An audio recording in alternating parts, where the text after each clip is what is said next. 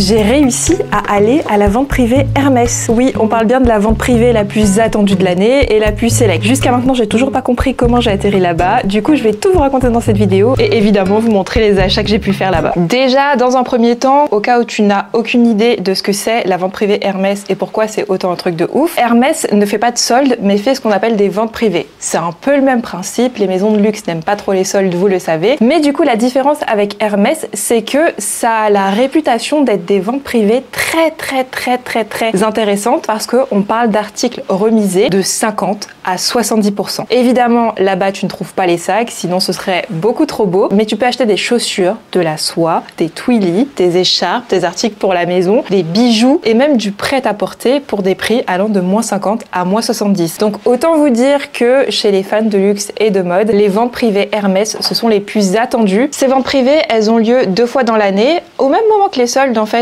tu as une première vente privée en janvier, celle où je suis allée, et une autre en juin ou juillet, vers la période des soldes d'été. Donc c'est pour ça que je vous dis, en fait, ce sont un peu des soldes, c'est juste que dans le luxe, on n'aime pas parler de soldes. Évidemment, je vais vous expliquer comment ça s'est passé, mon expérience, etc. Je vous le dis déjà, il n'y aura pas de photos, pas de vidéos, tout simplement parce que ça fait partie du protocole. Si tu prends des photos, tu peux être ban à vie. Flemme, moi j'ai eu l'habitude de faire beaucoup de ventes privées, donc ça m'a pas étonnée. Quand j'étais étudiante, on travaillait tous pour des marques de luxe, donc on se passait tous les VP employés. Et ça, franchement, c'était quelque chose, c'était incroyable. Des sacs que tu trouves en boutique à 1000, 2000 euros, nous on les avait à 100 ou 200. Les ventes privées employées, je trouve que ce sont les meilleures ventes privées. Et justement, comme Hermès arrive avec cette stratégie de pareil, de très grosse réduction, je trouvais finalement, avant d'y aller, que ça aurait pu être aussi peut-être comparable aux ventes privées employées auxquelles j'étais allée. Hermès, vous le savez, c'est toujours un peu secret, il n'y a jamais un vrai protocole officiel, tu sais jamais vraiment la démarche et quand tu demandes en magasin, soit on te répond pas, soit c'est des réponses différentes en fonction des boutiques où tu vas, mais la rumeur veut que normalement les ventes privées ne soient accessibles qu'aux plus gros clients en fait. Hermès fonctionne toujours comme ça, les meilleures choses, donc les Birkin, les plus beaux articles, etc. vont toujours aux meilleurs clients. Les meilleurs clients, c'est quoi? C'est évidemment ceux qui dépensent le plus dans la boutique. Sauf que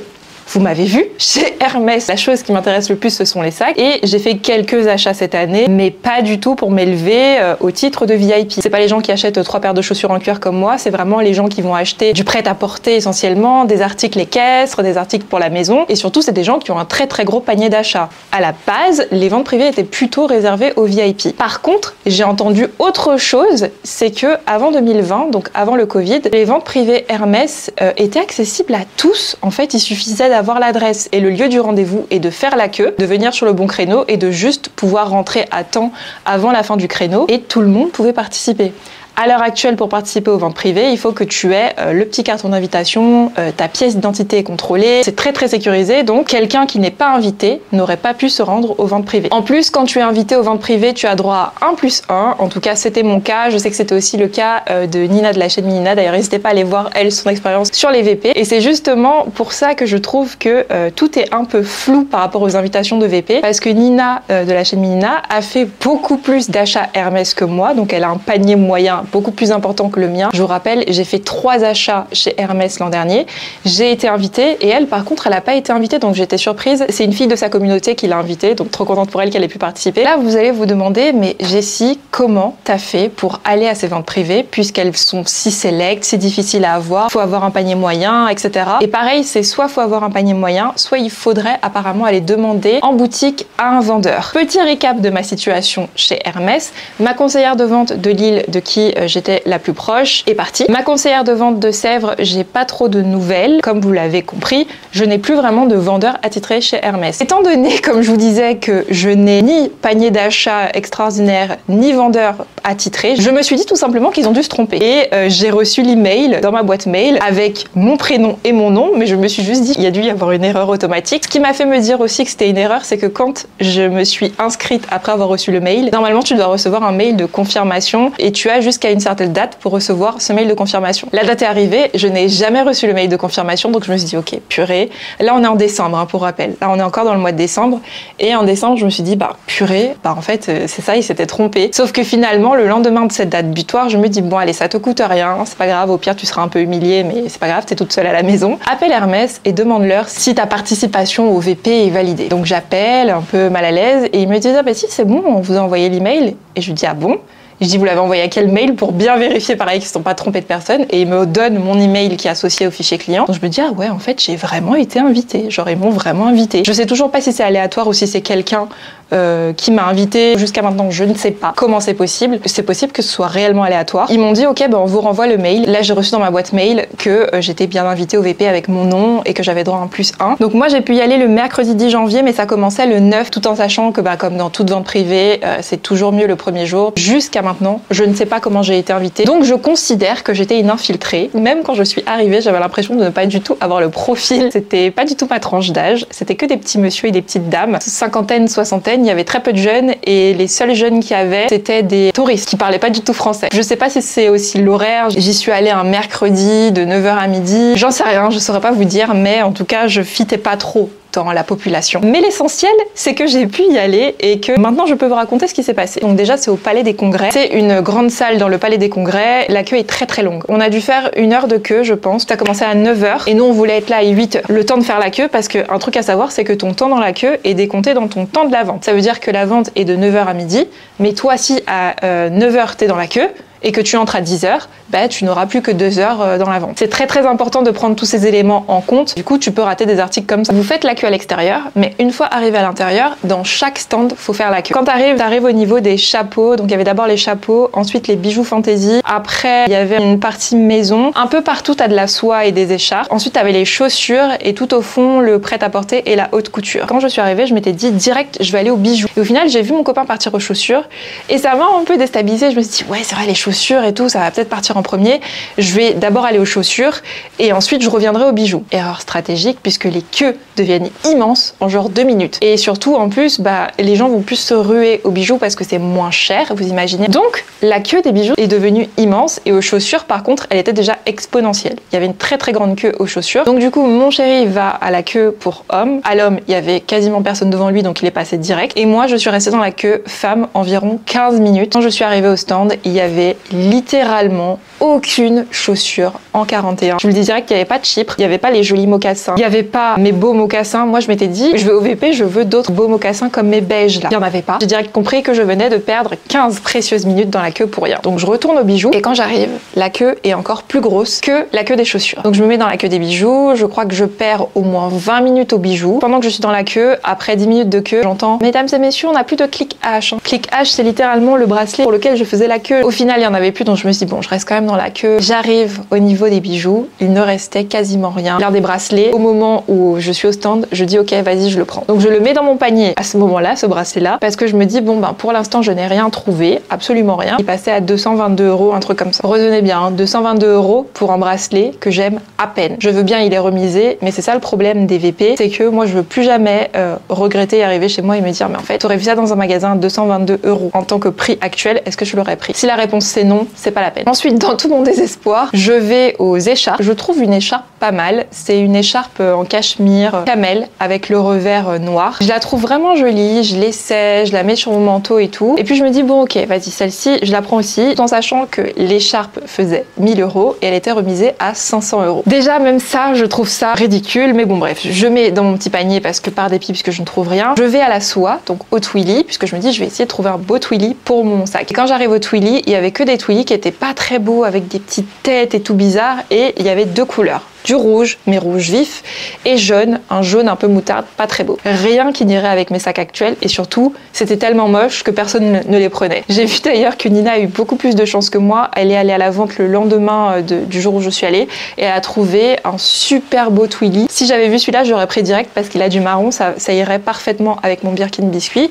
Mais malheureusement, il n'y avait pas du tout ce Twilly quand j'y suis allée, et surtout, j'ai posé la question. Quand je suis arrivée devant l'endroit où il y avait les Twilly, j'ai dit, est-ce que c'est le seul endroit où je peux trouver des Twilly? Elle m'a dit oui, vous trouverez de la soie partout, mais ici c'est le seul endroit où il y a des Twilly. Je regarde un peu la soie, je me dis bon, je suis pas du genre à nouer un petit foulard comme ça autour de mon cou. J'ai acheté sur Vestiaire Collective un petit foulard marron. Je le mets très rarement, donc je me dis je ressens pas le besoin d'avoir un carré Hermès, j'en ai déjà un, c'est pas le truc que je mets le plus. Donc je finis par vraiment errer et je me dis bon, je vais quand même aller voir au prêt-à-porter. Au prêt-à-porter, il y avait que des petites tailles puisque moi je fais plutôt un L. Finalement, je me dis bon bah j'ai mon agent qui est enceinte, qui va bientôt accoucher, elle a sa baby shower bientôt. Je me dis je vais aller dans la partie maison pour voir s'ils ont pas des petits articles bébés, c'est toujours mignon, des petits trucs Hermès Baby. Je trouve quelque chose de très mignon. Pareil, je mets dans mon panier. Au final, j'arrive, je vois mon chéri, je vois que lui, son sac de shopping est plein et des articles dont il était 100% satisfait. Il me montre et tout, il est super emballé et je lui dis tu sais, genre dans ce que j'ai pris dans mon shopping bag, il y a rien que j'aime. Il me dit t'es sérieux? Je lui dis bah j'aime que ça et je lui montre le petit cadeau pour mon agent. Je lui dis il y a que ça que j'aime bien, sinon le reste j'aime pas. Il me dit t'es sûr que je dois pas regretter? Je lui dis bah là j'essaie de me dire que je rentre à la maison juste avec les chaussons. Bah je suis ni fâchée, ni triste, ni déçue. Par contre, je m'imagine rentrer à la maison avec tous ces trucs qui me plaisent pas à 100% et que je vais à peine mettre. Et là oui, tu vois, je suis un peu déçue. Je refais un tour pour voir s'il n'y a pas des choses que j'ai ratées. J'essaie d'exploiter au maximum mon temps dans la vente privée. Finalement, à ce moment précis, je prends la décision exécutive, je vais tout déposer. Je garde qu'un seul truc. Il n'y a rien qui me plaît, je garde qu'un seul truc. Et surtout pour vous dire à quel point j'étais hypée pour ces ventes privées-là, c'était pas genre je suis arrivée blasée. Hein. J'étais hypée de ouf pour ces ventes privées-là et avec mon chéri, on était tous les deux hyper hypés parce qu'on a reçu le mail littéralement début décembre, je crois, ou mi-décembre, je sais plus. Et on s'est carrément dit que cette année, on se fait un tout petit budget cadeau de Noël pour pouvoir dépenser tout notre argent au VP Hermès. J'avais carrément fait ma petite enveloppe que je gardais depuis décembre. Toute ma famille est au courant, je faisais qu'en parler. Au final, j'étais tellement déçue. Et en discutant avec d'autres personnes en DM qui ont vu ma story au VP, il y avait plein de gens qui me disaient purée, cette année c'était nul, c'était la pire année, j'aurais jamais cru que ça serait devenu comme ça et tout. Carrément, je m'étais dit mais en fait c'est moi qui suis devenue trop exigeante, je sais pas, c'est bizarre et tout. Je reçois des messages que ouais, que c'était pas terrible et tout. Et surtout, en discutant avec une vendeuse aux chaussures dans la VP, elle m'a dit que cette année, c'était la première année où il n'y avait pas de réassort. Sauf que Nina, quand j'ai discuté avec elle, elle avait des choses différentes dans sa VP, donc je sais pas, c'est trop bizarre, il y a deux discours différents. Mais voilà, tout ça pour dire que je suis repartie avec une seule chose, mais comme mon chéri, lui, il a pris beaucoup plus de choses que moi, voilà pourquoi on a quand même un aussi grand paquet. Donc je me suis dit que j'allais vous montrer ce qu'il a pris, surtout que ça peut être mixte en vrai. Ça vous permettra de voir des jolies choses. Déjà, pour commencer, la seule chose que j'ai pris, je vais vous afficher à l'écran, c'est une petite paire de chaussons pour bébé, trop mignon. C'est pour mon agent, elle va avoir un bébé. Incroyable cette petite paire de chaussons, je vous la montre à l'écran parce que je lui ai déjà offerte. Oh là là, elle était tellement contente. En plus, ces chaussons, j'ai failli pas les avoir. En fait, ce qui s'est passé, c'est que je suis arrivée donc dans la partie maison, il y avait aussi les petits trucs de bébé. J'ai vu des petits chaussons au loin, un peu rouge orangé avec des petits points. Enfin, je les trouvais pas très beaux. Mais je me suis dit, bon, j'y vais quand même. Je fais la queue, j'arrive et je demande s'il y a des chaussons pour bébé. Elle me montre ces petits chaussons rouges et la même version en bleu. Donc, je dis, franchement, j'aime pas trop les couleurs. Est-ce que vous avez pas autre chose? Elle me dit, je sais pas, elle tâtonne et tout. Et comme elle voit que je reste vraiment à attendre, elle se baisse, elle ouvre un truc et elle me dit, ah! Et elle me montre et je lui dis, oh! Magnifique. Quand je les ai vus, j'étais en mode c'est trop mignon. J'avais jamais vu des petits chaussons aussi mignons. Et les chaussons vraiment grave à mon plan parce qu'ils étaient, je crois, à 230 ou 250 euros, je sais plus. Et moi, je les ai eus à 118 euros. Ça reste cher pour des chaussons, mais c'est un cadeau de naissance. C'est surtout quelque chose en vrai qu'elle pourra garder toute sa vie. Donc j'ai rien trouvé pour moi, mais j'ai fait plaisir et ça, franchement, ça n'a pas de prix. On va passer du coup à ce que mon chéri a pu trouver là-bas. Il a trouvé une super belle paire de chaussures. Elles sont trop mignonnes. Je sais pas si vous allez kiffer, moi je les trouve trop mignonnes. Donc c'est cette paire là, magnifique, en cuir. Le motif en fait c'est des petits logos H. Quand c'est comme ça fait pas vraiment H je trouve, donc ça fait pas trop tape à l'œil, c'est plus au-dessus. Ça change de tout ce qu'il a dans son dressing, donc c'est très mignon. On a la semelle, évidemment Hermès orange. Celles-ci elles sont bien made in Italy. Il les a eu à 420, mais elles étaient à 840. Ça c'est hyper intéressant. Donc ça c'est trop cool, il les a eu à moins 50% celles-ci.